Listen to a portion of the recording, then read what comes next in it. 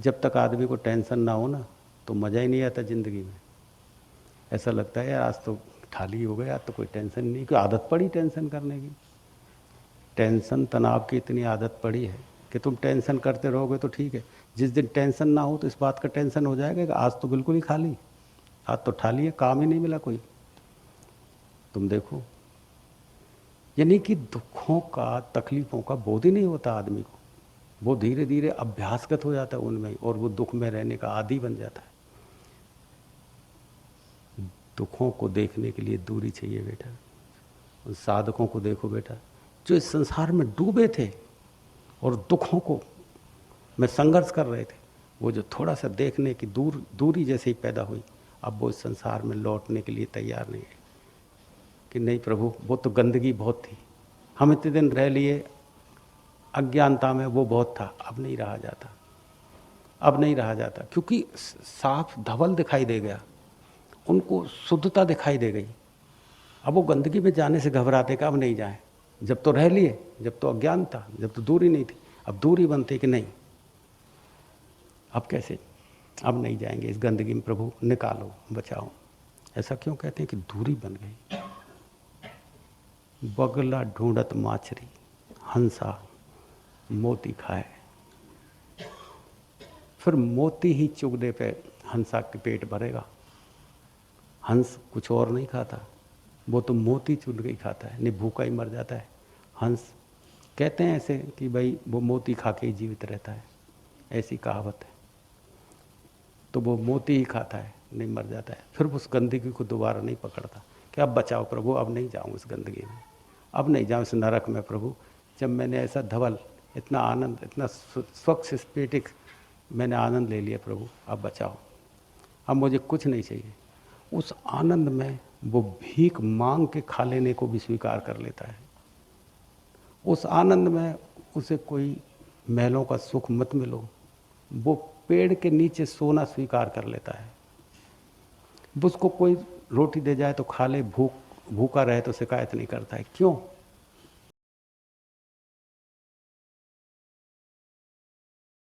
तो कबीर साहब लिखते हैं, हंसा बगुला एक से मान सरोवर माए। बगुला ढूंढत माछरी, हंसा मोती खाए। आदमी दो स्तरों पे जीता है। एक स्तर है मन का, जो संसार की तरफ, जिसमें संसार है, और एक स्तर है आत्मा का, जिसमें परमात्मा है। दो स्तरों पे जीत सकता है व्यक्ति। मन के स्तर पर, जिधर संसार ही संसार, आत्मा के स्तर पर, जिधर आनंद, सुख और परमात्मा।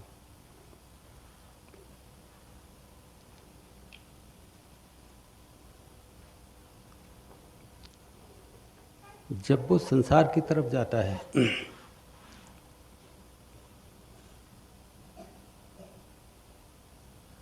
तो ये स्थूल तत्व जो है, जल, पृथ्वी, अग्नि, वायु, आकाश, ये स्थूल तत्व है। और मन, बुद्धि और अहंकार, ये सूक्ष्म तत्व है। ये 8 तत्वों से एक प्रकृति बनती है, जिस प्रकृति में आप रहते हैं। पृथ्वी, जिस पे आप रहते हैं, जिस पे आपको खाने पीने की के लिए सुविधाएं, फसल, पेड़ पौधे उगते हैं। पृथ्वी। जल, जिससे तुम्हें जीवन मिलता है। अग्नि, जिससे तुम अपना काम चलाते हो, खाना पीना पकाते हो। हवा, ये भी स्थूल है, हवा जो तुम्हें प्राण देती है। और आकाश, जिसमें तुम, स्पेस में तुमको रहना होता है।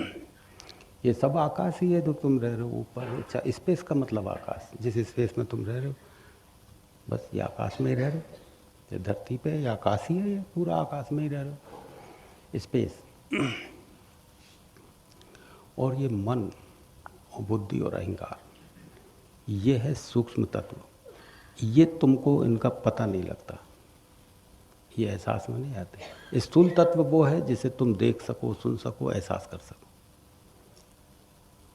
और मन बुद्धि ये कोई तुम्हें एहसास में नहीं आते। तुम आंख बंद करके देखो तो क्या मन दिखाई देता है? ये बुद्धि दिखाई देती है। मन का मतलब जिसमें विचार गुणावन उठते हों, विचार उठते हों, वो मन है जो विचारों में लगा रहे। बुद्धि जो निर्णय कर सके, अच्छे बुरे को समझ सके, ये बुद्धि होती है। अहंकार जिसमें तुम अपने आप को ज़्यादा बड़ा महसूस कर सको, इस मैं के बोझ को ज़्यादा महसूस कर सको, यह अहंकार है। मैं ये हूँ, मैं ये हूँ, मैं ये हूँ, यह अहंकार। तो ये एक तरह की प्रकृति है। ये है जगत प्रकृति।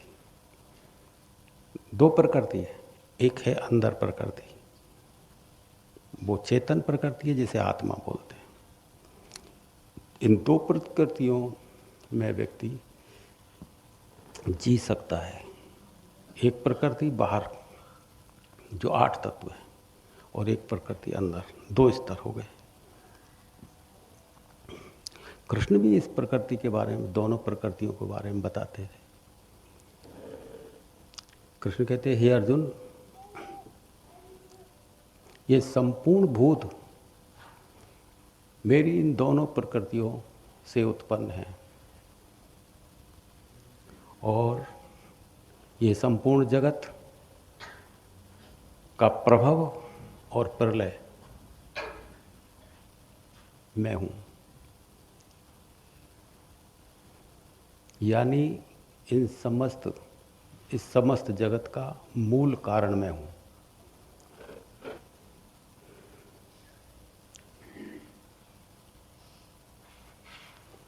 कहते हैं कि हे अर्जुन, इस संपूर्ण भूत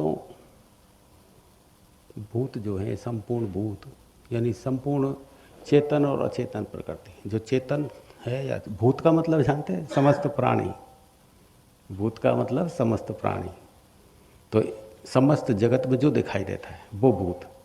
यानी अब ये पेड़ हैं, पौधे हैं, ये भी जीवित हैं, ऊर्जा की वजह से तुम भी जीवित हो। जो समस्त प्राणी, तो एक तो जड़ और एक चेतन। तो कुछ जो सांस ले रहे हैं वो चेतन है, और जो सांस नहीं ले रहे वो जड़ है। तो ये समस्त भूत प्राणी, यानी समझ गए, ये समस्त भूत प्राणी मेरी इन 2 प्रकृतियों से उत्पन्न है। यानी परमात्मा कोई अलग से बैठा हुआ नहीं है। ये समस्त जो है तुम देख रहे हो, ये सब परमात्मा है। ये सब परमात्मा में ही घटित हो रहा है। समस्त अलग से नहीं है। समस्त तो जो भी है, जो तुम सोच सकते हो या नहीं सोच सकते हो, सब परमात्मा में बन रहा है, बिगड़ रहा है। तो वो कहते हैं कि बना रहा हूं, ऐसा नहीं कह रहे, उत्पन्न हो रहा है। उत्पन्न यानी मेरे में ही बन रहा है, मेरे में बिगड़ रहा है। समस्त भूत मेरी इन 2 प्रकृति, 2 प्रकृति, एक प्रकृति तो ये हो गई, जल पृथ्वी अग्नि वायु आकाश, और मन बुद्धि अहंकार। ये अंतःकरण है, ये मन बुद्धि अहंकार, सूक्ष्म अंतःकरण बोलते हैं। और ये हो गए तत्व, ये 5 और 3 8 तत्व हो गए। और एक हो गई अंतर प्रकृति जिसे आत्मा बोलते हैं।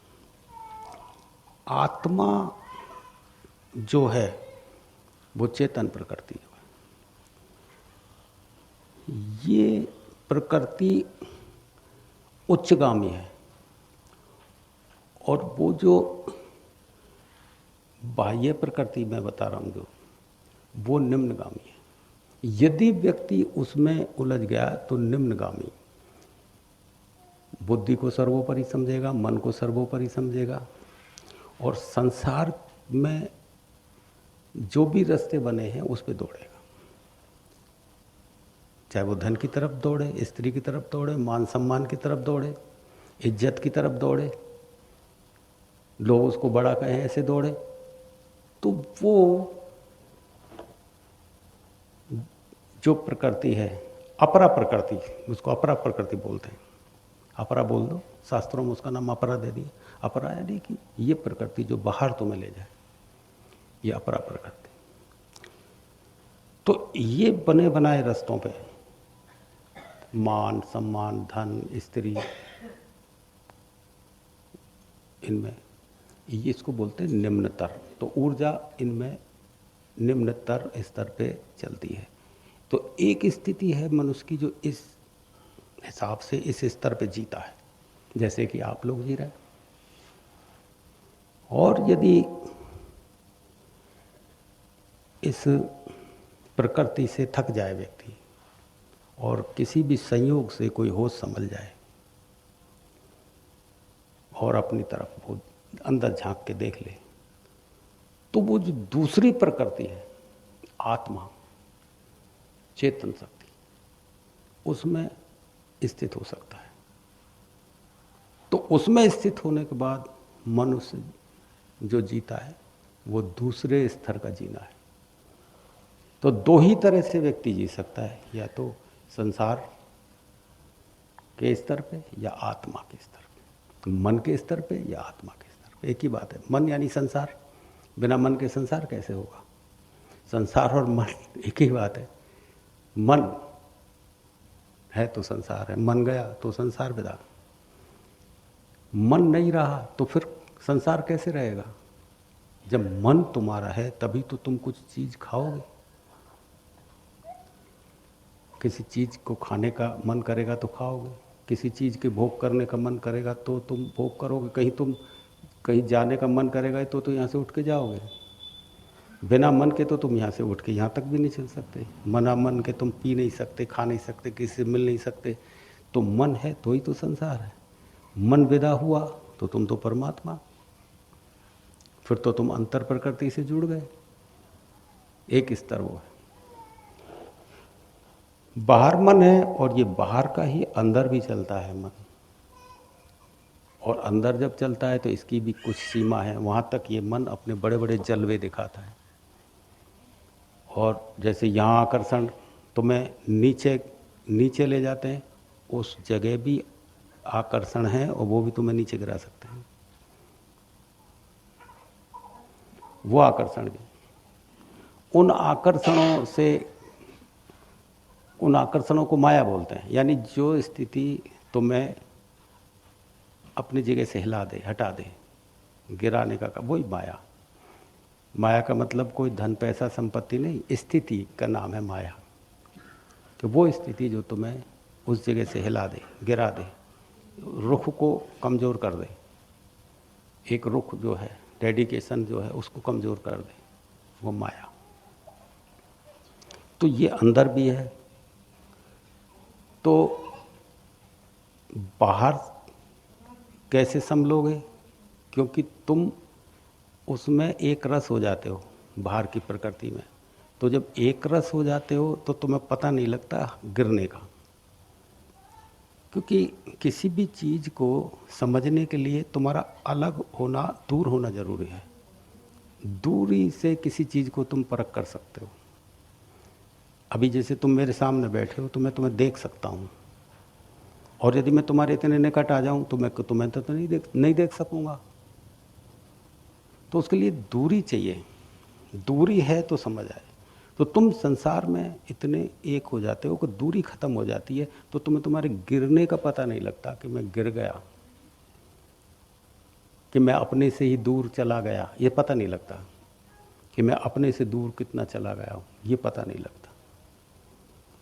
ये तो किसी क्षण में किसी महात्मा के संपर्क में आ जाओ तो होश संभलता है, तो बोध में आता है। क्योंकि महात्मा की जब ऊर्जा टकराती है तो दूरी बनती है, इस बाह्य प्रकृति से दूरी बनती है एकदम से। क्योंकि उसकी ऊर्जा तो अंदर की प्रकृति से जुड़ी है। तो अंदर की प्रकृति की ऊर्जा जब तुमसे टकराएगी तो तुम फट से होश संभल, अरे हम तो बहुत दूर चले गए अपने, अब संभलें कैसे संभलेंगे? संभलना बड़ा मुश्किल है कि कैसे संभलेंगे, कि हम तो बहुत अपने से दूर चले गए। देखो मैं नाम नहीं लूँगा, एक साधक मुझे मिला बेचारा, मैं उनका कोई दोष नहीं मानता, बिल्कुल दोष नहीं मानूंगा, प्रकृति ही ऐसी है, प्रकृति गिरा देती है। तो जब माया ने या प्रकृति ने उनको गिराया तो उस समय उनके स्वरूप, उनका चेहरा किस तरह का था, सारे आकर्षण समाप्त हो गए। उनको एक बोझ और तकलीफ अंदर ही अंदर महसूस होती थी, लेकिन ये पता नहीं लगता था कि हमसे गलती क्या हो रही है, हमसे कमी क्या है, क्योंकि इसको पता करने के लिए दूरी चाहिए। और संसार में खोने का मतलब है दूरी खत्म हो गई, पता तो जब लगे कि थोड़ी दूर हो।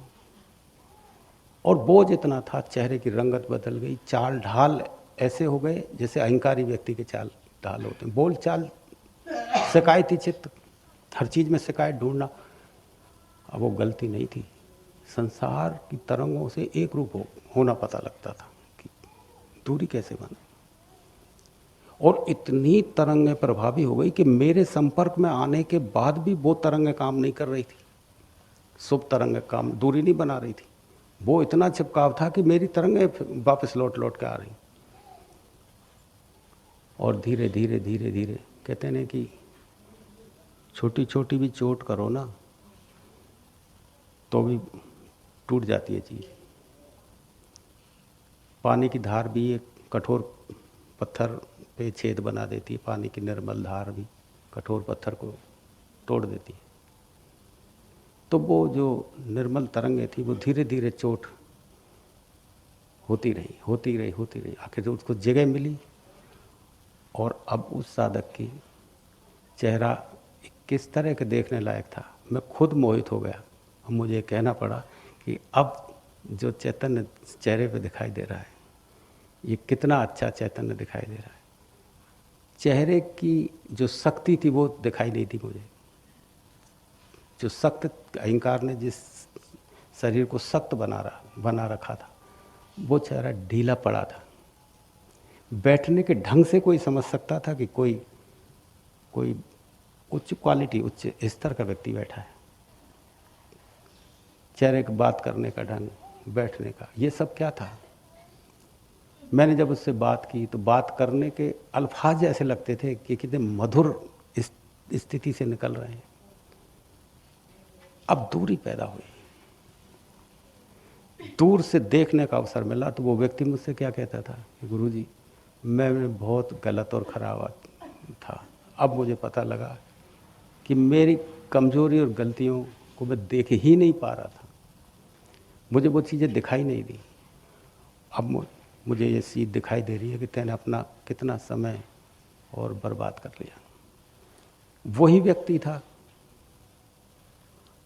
अब उसको कोई शिक्षाओं से नहीं बदला, वो सिर्फ दूरी पैदा हो गई और दूरी में उसको साफ दिखाई दे गया। आदमी के अंदर वो प्रकृति भी मौजूद है जो 8 तत्वों से बनी है, और वो प्रकृति भी मौजूद है जिसे आत्म तत्व और चेतना बोलते हैं। उधर सरक गए तो इधर का साफ दिखाई देगा, और उधर सरक गए तो इधर का दुबक जाएगा।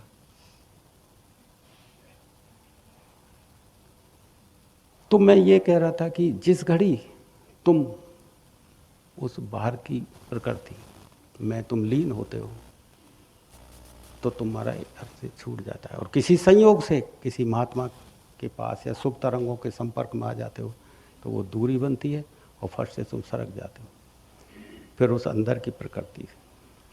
तो एक स्तर है बाहर का जिसमें तुम जी रहे हो, थोड़ा सा सरक गए तो उस तरफ आ गए, और उस तरफ आने के बाद में जो मज़ा और जो आनंद तुम इस संसार में ढूंढ रहे थे ना, उसमें डिफरेंट, उसमें अंतर पता लग जाएगा कि जो आनंद संसार का था वो तो कुछ नहीं, बेकार, और जो आनंद ये है असली, वो जीवनदायी है। जो प्रेम संसार का है वो नकली, और जो प्रेम ये है वो है उच्च स्तरीय, ऊंचा उठाने वाला।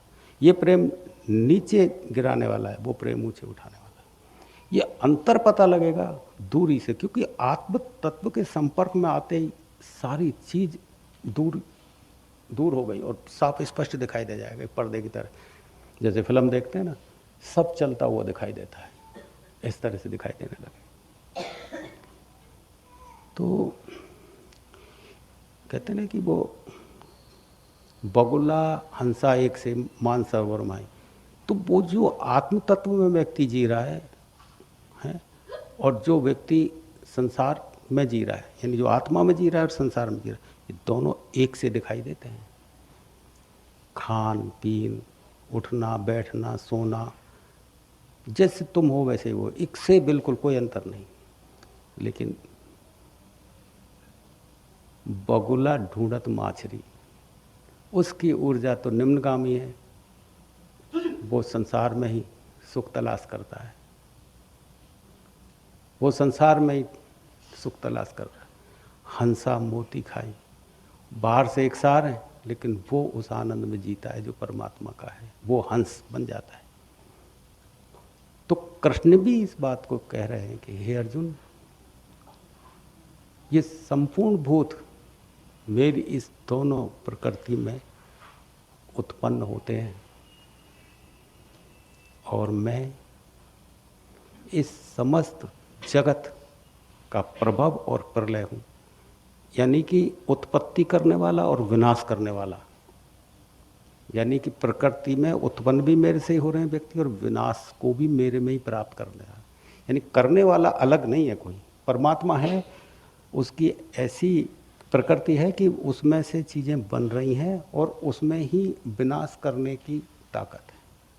यानी कह रहे हैं कि प्रलय उत्पन्न करता भी परमात्मा है और विनाश करता भी परमात्मा है।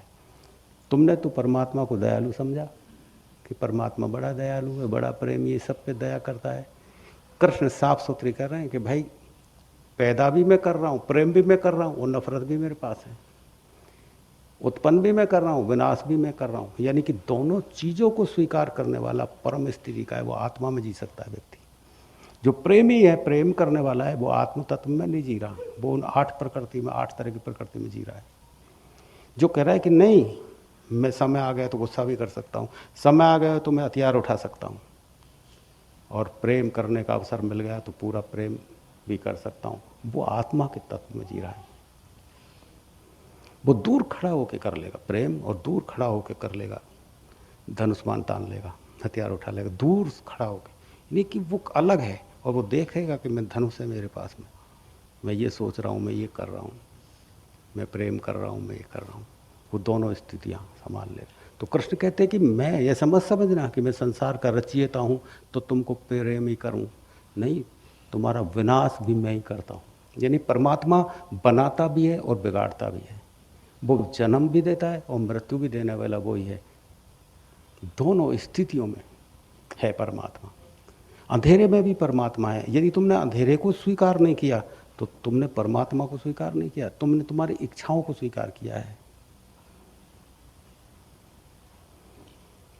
अंधेरा भी उतना ही है जितना उजाला है। अंधेरे और उजाले ये दो चीजें हैं ही नहीं, ये एक ही चीज के दो रूप हैं, एक ही चीज। हम यदि उजाला चाहते हैं, प्रकाश चाहते हैं, तो हम एक जगह खड़े हैं। हमने हमारी नज़र का इतना विस्तार नहीं बढ़ाया कि हम अंधेरे को भी स्वीकार कर सकें। हम केवल एक जगह खड़े, हम केवल सुखों को स्वीकार करते हैं, सुख आए, दुखों के लिए हम नकार देते हैं। लेकिन हम ये नहीं देख पाते कि सुख का ही दूसरा रूप दुख है, दुख का ही दूसरा रूप सुख है। हम केवल फूलों में ही केवल सुख ढूंढ पाते हैं, कांटों को नकार देते हैं। जिस घड़ी हमारी दृष्टि बनेगी कि उसी पेड़ से कांटे आते हैं जिस पेड़ से फूल, वो तो कोई वजह है जो कांटे परमात्मा ने लगा दिए, तो हमारी दृष्टि फूल के लिए जो है वो कांटे के लिए बनेगी। अब ये दृष्टि बनेगी कब? जब हम आत्मा में स्थित होंगे, आत्मा के स्तर पे जब जिएंगे तब बनेगी दृष्टि। संसार के जगत के स्तर पे जीने पे नहीं बनेगी। संसार के और जगत के स्तर पे जीने पे दृष्टियां दो सदैव रहेंगी। हर व्यक्ति दो जगह स्थित रहेगा, दो की दृष्टि कभी नष्ट नहीं होगी, जिसे द्वैत बोलते हैं वो नष्ट नहीं होगा। आत्मा में जीने वाले व्यक्ति का ही द्वैत नष्ट होता है, वो दो को एक में देख लेगा, दो को एक में देखेगा। तो कहते हैं कि प्रभव और प्रलय यानी उत्पत्ति और विनाश। हे अर्जुन, समस्त जगत का उत्पत्ति और विनाश मैं ही हूँ। मैं को समझना पड़ेगा। देखो, मैं ही हूँ का मतलब कृष्ण ही नहीं, वो साधक जिसने अपने आप को उस परम चेतना में एक कर लिया, वो कृष्ण ही है। कृष्ण यानी अंधेरे से उजाले की तरफ की यात्रा को कृष्ण बोलते हैं। क्री माने अंधेरा और उष्ण माने उजाला। कृष्ण को शब्द से मत पकड़ो, यात्रा के हिसाब से पकड़ो। हर वो व्यक्ति कृष्ण है जिसने आत्मा के स्तर पे जीना तय कर लिया। जो आत्मा के स्तर पे जी रहा है वो कृष्ण है। कृष्ण यानी परमात्मा। तो जिसने उस आत्मा की यात्रा पे रवानगी ले ली, तो अंधेरे से उजाला यानी बाह्य प्रकृति से वो अंतर प्रकृति में प्रवेश पा गया। और जो बाह्य प्रकृति से अंतर प्रकृति में प्रवेश पा ले वही कृष्ण है। उसे राम कहो, कृष्ण कहो। लेकिन कृष्ण की चर्चा चल रही है तो मैं कृष्ण का नाम ले रहा हूँ। यदि राम की चर्चा चल रही होती तो मैं कहता राम। लेकिन उन नामों से फर्क नहीं है। असली बात है कि तुम्हारी यात्रा अंदर की। तो वो जो कृष्ण कहते थे कि हे अर्जुन, प्रलय करना समस्त सृष्टि का और उद्भव करना, उत्पत्ति करना, ये मैं ही करता हूँ। वो साधक भी उस स्थिति में पहुँच के कह सकता है समस्त सृष्टि मुझ में समा रही है और मुझसे ही क्षण क्षण में प्रकट हो रहे हैं। उसको भी ऐसा लगेगा नहीं? ऐसा होता है कि मैं ही सारी सृष्टि का निर्माण कर रहा हूँ और समस्त सृष्टियाँ मेरे अंदर समा रही। ये कृष्ण को ही नहीं लगता था। यदि कोई भी परम चेतना से जुड़ा हुआ है तो वो ऐसे ही कह सकता है जैसे कृष्ण कह रहे हैं। उसमें और कृष्ण में अंतर नहीं है। ऐसा नहीं है कृष्ण ही उस प्रकृति में समा गए थे। तुम्हारे सबकी संभावना है कृष्ण बनने की, सबके अंदर संभावना है। गुरु जब तुमसे इतनी बड़ी बात कहता है, कृष्ण जब अर्जुन से इतनी बड़ी बात कह रहे थे कि अर्जुन, मैं जल में रस हूँ और चंद्रमा और सूर्य में प्रकाश हूँ, समस्त चारों वेदों में ओंकार में ही हूँ, आकाश में शब्द में हूँ और पुरुषों में पुरुषत्व में हूँ। ऐसा कह रहे हैं तो वो ऐसे नहीं कह रहे कि अपना बड़प्पन दिखा रहे हैं। अर्जुन को ऐसा बनाने के लिए कह रहे हैं कि यात्रा यहाँ जाके रुकती है बेटा। जब व्यक्ति आत्म तत्व में जीने लगता है तो यात्रा यहाँ जाके रुकती है कि वो कह सके, जैसे कृष्ण कह रहे हैं कि मैं जल में रस हूँ। जल में रस का मतलब स्वाद। तुम्हें पानी तो दिखाई देता है, पानी को कह सकते हो कि स्वाद को कह सकोगे तुम? रस यानी स्वाद। तुम भोजन को, रोटी को तुम कह सकते हो कि रोटी के स्वाद को कहोगे? तुम्हें कोई मीठा पकवान दे दे, तुम उसको बता दोगे मिठाई का नाम ये है, ये इन चीज़ों से बनती है, तो स्वाद को कह दिया।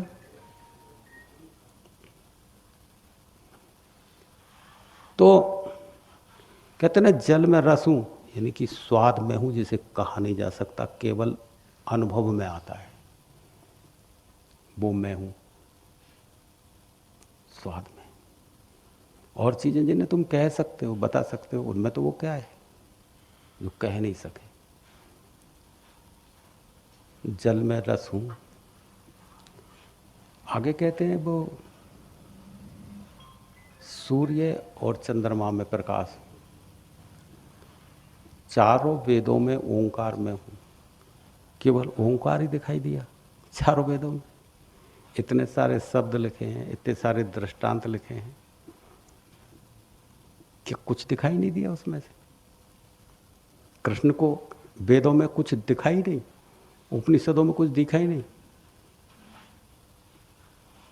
केवल उनका निचोड़ दिखा, वेदों का निचोड़। क्योंकि उसी ओंकार को बताने के लिए वेद लिखे गए। उस ओंकार को बताने के लिए ही, उस ओम तत्व को बताने के लिए ही वेद लिखे गए। इसलिए वेदों को, शब्दों का महत्व क्या रह गया? शब्द तो शब्द है, निर्जीव है, ओंकार है सजीव। तो कहते हैं अर्जुन, वेदों में ओंकार मैं हूं, मैं यानी परमात्मा। ओंकार ओंकार को लिखा नहीं जा सकता बेटा। ओम शब्द को शब्दों में नहीं लिखा जा सकता। एक प्रतीक रूप में महात्माओं ने चिन्ह बनाया है। ओम को लिखना चाहो तो ओ, ऊ और मैं ऐसे लिखा जा सकता था, लेकिन वो फिर पढ़ने में आता और बताने में आ जाता, तो फिर उसकी महत्वता खत्म हो गई, फिर स्वाद नहीं रहा वो। जैसे स्वाद को नहीं कह सकते, ऐसे ओम को भी कह नहीं सकते हो। ओ, ऊ, मैं ऐसे नहीं लिखा, एक प्रतीक रूप में एक इस तरह से प्रतीक बना के ऐसे बना दिया। एक छत्र एक मुकुटमणि वर्णन में जिए जो, तो एक ऐसे ऐसे बनाया और वो ऐसे प्रतीक बना दिया, केवल प्रतीक। तो जिसको कहा नहीं जा सके उसके प्रतीक बनाए जा रहे हैं, तो कहते हैं कि परमात्मा फिर वहाँ है, कहते मैं हूँ वहाँ पे। रोशनी को भी कोई देखा नहीं जा सकता बेटा, वो तो चीज़ें दिखती हैं, इसलिए तुम कहते हो कि उजाला है। क्या रोशनी को देखा किसी ने आज तक? वस्तुओं पे पड़ती है ये रोशनी, इसलिए वस्तुओं की वजह से तुम्हें रोशनी दिखाई दे रही है। और उसमें कहते हैं कि मैं हूँ।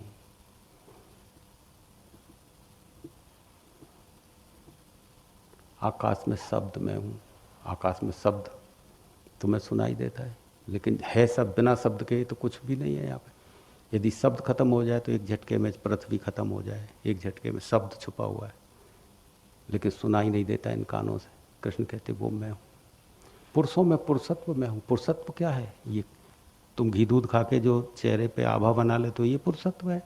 तलवार लेके लड़ाई लड़ने चले जाए तो कृष्ण इसकी कहेंगे ये है पुरुषत्व। तुम थोड़े से किसी काम में माहिर हो तो इसमें पुरुषत्व दिखाने की कोशिश करते हो, वो उसके लिए कह रहे हैं कृष्ण।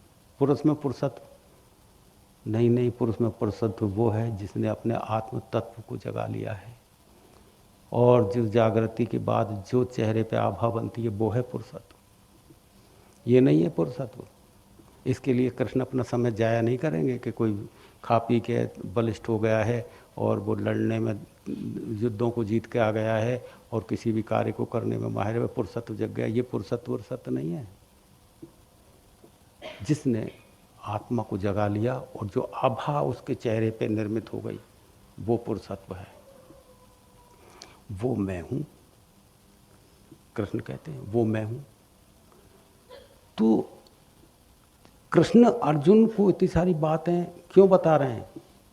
शिक्षा देने के लिए नहीं बता रहे, ज्ञान देने के लिए नहीं बता रहे, वो बता रहे हैं उसको इस काबिल बनाने के लिए कि हे अर्जुन, तेरा स्तर धीरे तू आत्मा में जब जीने लगेगा तो आत्मा में जीने वाले का स्तर इतना ऊंचा हो जाता है कि वो ये कह सकता है कि जल में मैं स्वाद हूँ, रस हूँ, और वेदों में मैं ओंकार हूँ। अहम ब्रह्मास्मि कह सकता है, लेकिन अहम ब्रह्मास्मि कहने में टोन नहीं होगी उसकी, क्योंकि अहंकार में भी तो टोन में भी कह सकता है अहम ब्रह्मास्मि, टोन नहीं होगी।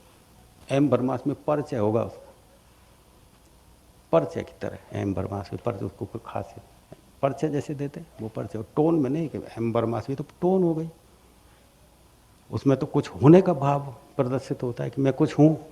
परिचय में होने का नहीं, परिचय में तो सीधे बात का टोन खत्म हो जाती। तो कृष्ण जब कहते हैं कि हे अर्जुन, समस्त जगत का प्रभाव और प्रलय मैं हूँ, तो देखो कोई चीज़ जब पैदा होती है ना बेटा, उसी क्षण उसकी मृत्यु चालू हो जाती है। यानी जब चीज़ पैदा हुई तो उसी क्षण उसका विनाश चालू हो जाता है, और धीरे धीरे करके वो 100 साल में, 50 साल में, 1000 साल में एक दिन ऐसा जरूर आएगा वो नष्ट होगा। जो चीज़ पैदा हुई है उसका विनाश पक्का है। इस धरती पे जो भी चीज़ तुम सोच सकते हो या देख सकते हो वो एक दिन जरूर खत्म होगी, चाहे उसकी उम्र करोड़ वर्ष ही क्यों ना हो। वो बनी है, वो मिटेगी जरूर। तो वो परमात्मा नहीं मिटा रहा। जब तुम कहते हो ना ब्रह्मा निर्माण करने वाला है और विष्णु पालन करने वाला है, और जो है ये जो महेश है ये विनाशकारी, ये ऐसे कोई देवता नहीं मिलेंगे तुम्हें उस तरफ चलोगे तो, ऐसा कुछ नहीं मिलेगा। इसको समझो तुम थोड़ा सा कि जो कृष्ण कहते हैं ना कि मैं ही उद्भव हूँ, मैं ही उत्पत्ति करता हूँ और मैं ही प्रलय, इसका मतलब है जो चीज़ बनी है उसके साथ ही उसका विनाश साथ साथ चलता है। तो वो उसमें ब्रह्मा भी मौजूद होगा बनाने वाला, और उसमें शिव भी मौजूद हो गया विनाशकारी। और विनाश और उत्पत्ति के बीच में जितने दिन वो जीता है, उस जीने की प्रक्रिया को ही विष्णु बोलते हैं।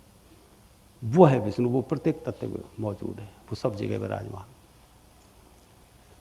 जितने तुम जी रहे हो, खा रहे हो, पी रहे हो, वो विष्णु तत्व है वो, और तुम विनाश की तरफ यात्रा किए चले जा रहे हो। तो तीनों जो हैं ये, जिनको हमने देवता कह के प्रतीक बनाए हैं, ब्रह्मा जी का प्रतीक बनाया, विष्णु का बनाया, और ये महेश, ये तीन प्रतीक बनाए। वो प्रतीक इसलिए बनाए हैं क्योंकि इन चीज़ों को समझाने के लिए कि समय आएगा तो महापुरुष इन चीज़ों को बता देंगे कि भाई ये चीज़ ऐसे ऐसे है।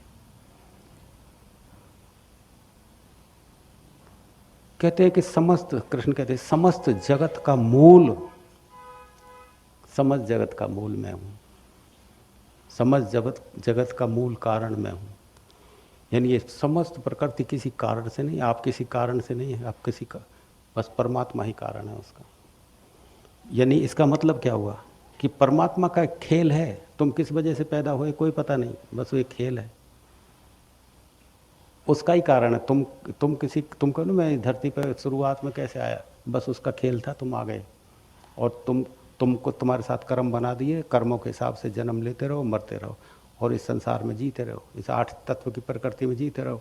और जिस जन्म मरण के खेल से तुम्हें निकलना है, तो फिर अंदर उस प्रकृति में आ जाओ जहाँ आत्म तत्व है, उसमें जीने लगो।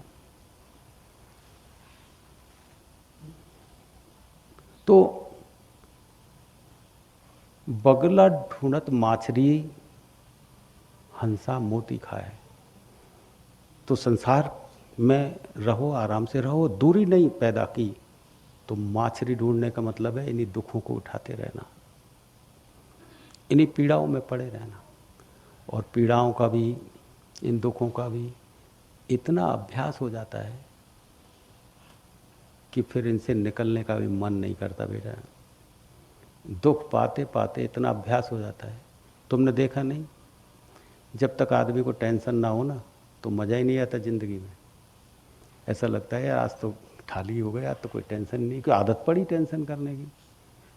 टेंशन तनाव की इतनी आदत पड़ी है कि तुम टेंशन करते रहोगे तो ठीक है, जिस दिन टेंशन ना हो तो इस बात का टेंशन हो जाएगा कि आज तो बिल्कुल ही खाली, आज तो खाली है, काम ही नहीं मिला कोई। तुम देखो, यानी कि दुखों का, तकलीफ़ों का बोध ही नहीं होता आदमी को। वो धीरे धीरे अभ्यासगत हो जाता है उनमें, और वो दुख में रहने का आदी बन जाता है। दुखों को देखने के लिए दूरी चाहिए बेटा। उन साधकों को देखो बेटा, जो इस संसार में डूबे थे और दुखों को में संघर्ष कर रहे थे, वो जो थोड़ा सा देखने की दूरी जैसे ही पैदा हुई, अब वो इस संसार में लौटने के लिए तैयार नहीं है कि नहीं प्रभु, वो तो गंदगी बहुत थी, हम इतने दिन रह लिए अज्ञानता में, वो बहुत था, अब नहीं रहा जाता, अब नहीं रहा जाता। क्योंकि साफ धवल दिखाई दे गया, उनको शुद्धता दिखाई दे गई। अब वो गंदगी में जाने से घबराते कि अब नहीं जाए। जब तो रह लिए, जब तो अज्ञान था, जब तो दूरी नहीं थी, अब दूरी बनती कि नहीं, अब कैसे, अब नहीं जाएंगे इस गंदगी में, प्रभु निकालो, बचाओ। ऐसा क्यों कहते हैं कि दूरी बन गई। बगला ढूंढत माछरी, हंसा मोती खाए। फिर मोती ही चुगने पे हंसा के पेट भरेगा। हंस कुछ और नहीं खाता, वो तो मोती चुन के ही खाता है, नहीं भूखा ही मर जाता है। हंस कहते हैं ऐसे कि भाई वो मोती खा के ही जीवित रहता है, ऐसी कहावत है। तो वो मोती ही खाता है, नहीं मर जाता है, फिर उस गंदगी को दोबारा नहीं पकड़ता कि अब बचाओ प्रभु, अब नहीं जाऊँ इस गंदगी में, अब नहीं जाऊँ इस नरक में प्रभु। जब मैंने ऐसा धवल, इतना आनंद, इतना स्वच्छ स्फटिक मैंने आनंद ले लिया प्रभु, अब बचाओ, अब मुझे कुछ नहीं चाहिए। उस आनंद में वो भीख मांग के खा लेने को भी स्वीकार कर लेता है। उस आनंद में उसे कोई महलों का सुख मत मिलो, वो पेड़ के नीचे सोना स्वीकार कर लेता है। उसको कोई रोटी दे जाए तो खा ले, भूखा रहे तो शिकायत नहीं करता है। क्यों? बगुला ढूंढत माछरी हंसा मोती खाए, कि उसने वो मोती खा लिए, अब मोती से ही पेट भरेगा। भिक्षा मांगना उसे कोई लज्जाजनक नहीं लगेगा।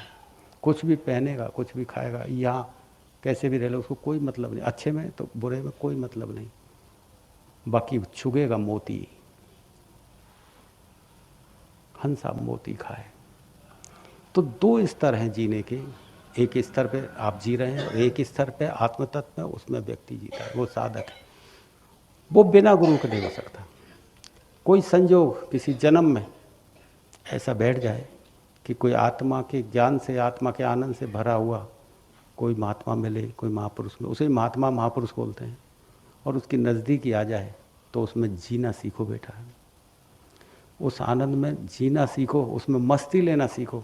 मत देखो वो क्या बोल रहा है, मत देखो वो क्या खा रहा है, उसमें जियो, उसकी छत्र छाया में, उसकी छाया में उठो, उसकी छाया में जियो, उसकी आबो हवा में मस्ती लो, आनंद लो, नाचो गाओ।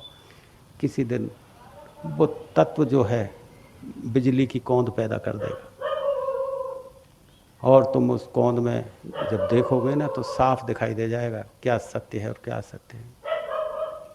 उस चमक में साफ दिखाई देगा क्या सत्य है और क्या असत्य है। तो ये जो शास्त्र हैं, इनमें जो लिखा है मैं आपको वो पहुंचा देता हूँ। आप जो पढ़ते हो वो तो आप अपनी मर्जी से पढ़ते हो, मुझे उससे कोई मतलब नहीं है। उसमें क्या लिखा है असली, तो मुझे वो पहुंचा देना है। जैसे भी तुम हो, तुम जानो, मैं तो तुमको अपनी बात पहुंचा देता हूँ। अब इन बातों से तुम्हारे अंदर कोई ऐसा उद्वेलन लगे और तुम्हें ऐसा लगे कि हम भी बहुत दूर हो गए परमात्मा से, तो इतना ही लगना बहुत काफ़ी है बेटा कि हम बहुत दुखों में रह रहे हैं, जन्म जन्म पीड़ा भोगी है। इतना सोच लेना भरी काफ़ी है। इतना सोचने से ही परमात्मा सुन लेता है, क्योंकि सोच तो बने कम से कम। ये विचार तो आए कि हम गंदगी में हैं, ये विचार तो आए कि हम दुखों में हैं, हम पीड़ाओं में हैं और हमें कोई सुख की जगह ढूंढनी है। ये विचार तो आए। जब विचार आता है तो गति बनती है बेटा। दुख जब स्वीकार होता है तो सुख की यात्रा होती है। पीड़ा जब स्वीकार होती है ना, तब सुख की तरफ बढ़ता है पैर बेटा। जब दुख स्वीकार ही हो गए तो क्यों कदम बढ़ेंगे सुख की तरफ बेटा। जब पीड़ा स्वीकार हो गई तो सुख क्यों पाना चाहोगे। पीड़ा पीड़ा की तरह तो लगे, तभी तो निकलोगे इस पीड़ा से बाहर।